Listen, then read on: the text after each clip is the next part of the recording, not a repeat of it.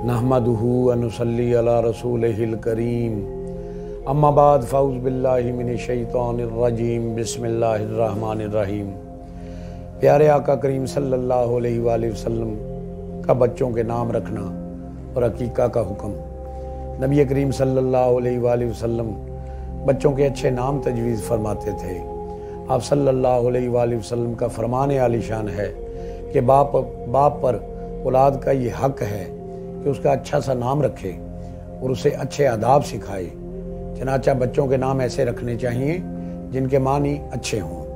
उम्मुल मोमिनीन अम्मा आयशा सिद्दीक़ा रज़ी अल्लाह ताला अन्हा फरमाती हैं कि रसूल करीम सल्लल्लाहु अलैहि वसल्लम बुरे नाम को अच्छे नाम से बदल दिया करते थे।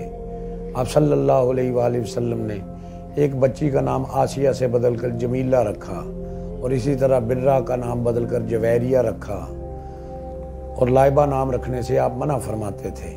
आप सल्लल्लाहु अलैहि वसल्लम का इरशाद ग्रामी है, जिसके बेटा पैदा हो और वो मेरी मोहब्बत में मेरे नाम से बरकत हासिल करने के लिए इसके नाम के शुरू में मोहम्मद रखे तो वो और उसका बेटा दोनों जन्नत में जाएंगे। बच्चों के नाम नबियों के नाम, सहाबा व अहले बैत के नाम और औलिया अल्लाह के नाम पर रखे जा सकते हैं और रखने चाहिए। 7वें दिन बच्चे का अकीका कर देना चाहिए।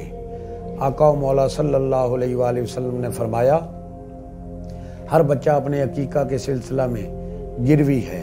7वें दिन इसकी तरफ से ज़िबा जानवर किया जाए, इसका नाम रखा जाए और सर के बाल मूंडे जाएं। सुन्नत ये है कि लड़के की तरफ से 2 और लड़की की तरफ से 1 बकरा या बकरी या इसके मुताबिक बड़े जानवर में हिस्से ज़िबा किए जाएं और उनका गोश्त खुद भी खाया जाए और सदका भी किया जाए।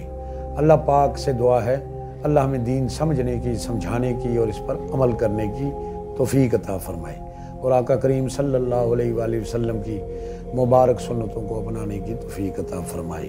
आमीन।